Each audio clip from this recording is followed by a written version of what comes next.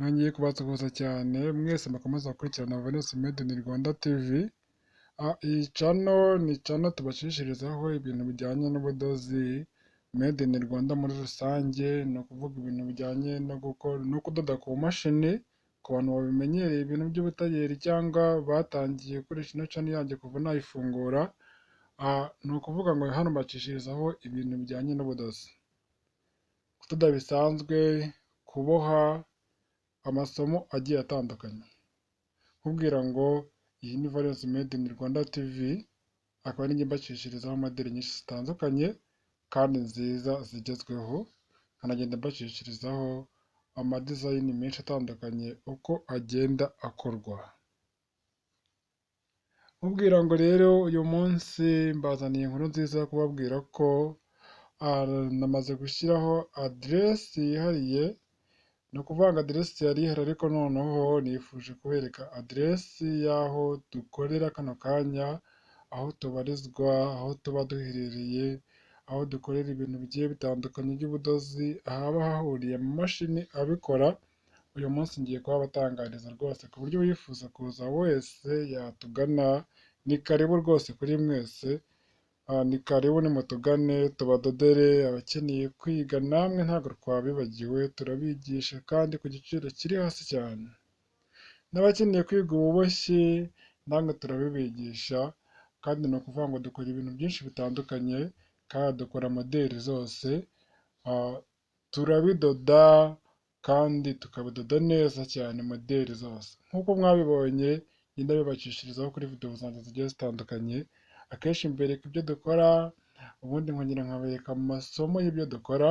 Nkubwira ngo dukora ibintu byose, n'ububoshyi murabibona, imashini ziboha zirahari zitandukanye. N'izi ngizi mureba hari izindi mutarimo murabona hano muri video, murabona ko n'imashini zisanzwe zirahari. Turigisha ku bantu bashaka kwiga, abashaka kuba abatayeri namwe mukazajya mudoda zino modeli zose. Turigisha tubabwira ngo ni karibu nimutugane. Dukorera i Kigali, ku bantu batazi aho dukorera najyaga mbabwira ati mutugane, mumpamagare kuri nimero yanjye mbabwire ahantu dukorera, ariko uyu munsi nifuje kubabwira ahantu dukorera rwose, kugira ngo nushaka kutugana wese abe yatugana. Ushobora kumpamagara, ushobora kuza wowe ku giti cyawe utambwiye. Dukorera rero i Kigali, ku Gisozi. Abantu benshi barahazi ku Gisozi. Hanyuma iyo ugeze ku Gisozi ukagera ku murenge wa Gisozi, noneho umurenge wa Gisozi uri kuri kaburimbo neza. Hanyuma munsi y'umurenge, ni ukuvuga ngo tumanutse kaburimbo twerekeza Beretwari, ariko tutaragira Beretwari, ahantu hari isangano ry'imihanda, aho tuba tutarahagera. Munsi y'umurenge gato tumanutse kuri kaburimbo, ahantu hari etaje nshyashya, aho rwose ni aho ngaho haba higaragaza cyane, dore ko ari imbere ya leta ya bisi. Ahantu hari icyapa cya bisi ni ahantu hamwe munsi ya leta gatoya.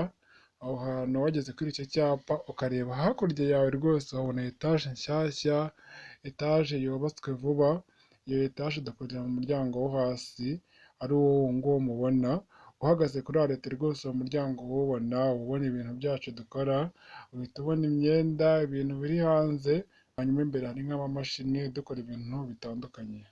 Nkubwira ngo urasobanukiwe, uba udasobanukiwe neza ushobora kumpamagara kuri nimero yanjye, ni ya yindi mbacishirizaho umunsi ku wundi, 0788 43 92 04 1, 0788 43 92 041.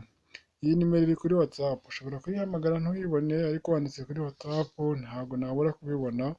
Nkubwira ngo mbafitiye byinshi byiza mbahishiye, kandi namwe mushaka kwiga, namwe mushaka kutugana, namwe mushaka gukoresha ibintu byanyu.